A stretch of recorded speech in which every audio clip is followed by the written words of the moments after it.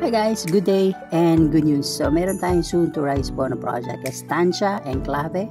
Located po yan sa Barangay Halayhay, Tanza, Cavite along A. Soriano Highway. Okay, yan po, makikita nyo po dyan, sobrang lawak pa po ng area po na yan na soon to rise. Okay, kaya wag na po tayong magpatumbik-tumpik pa. Ayan, etong mga to guys, yan po ay occupied na po.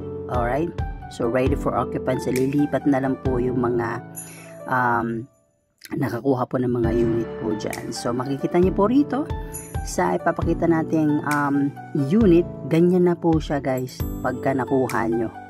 Alright, yung feature po ng bahay na yan, meron yan 3 bedroom sa taas, may 2 toilet and bath, meron na po yung carport, complete finish na po yan, may tile, naka-tiles na yan, may room partition, ceiling, ayan, so makikita nyo po dyan. Alright, so sobrang ganda na itong unit po na to, kaya paunahan lang po tayo. Again, open po ito for bank financing, open din po yan for Pag-ibig financing. Ayan, makikita nyo po dyan sa taas, 3 bedroom, ayan, meron po siyang malaking CR. Okay, so ito po yung master's bedroom niya.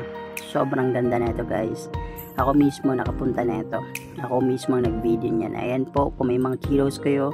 And itong third room, pwede nyo pong gawing office nyo po ni Mr. nyo or ng partner mo. So, paunahan lang po ito.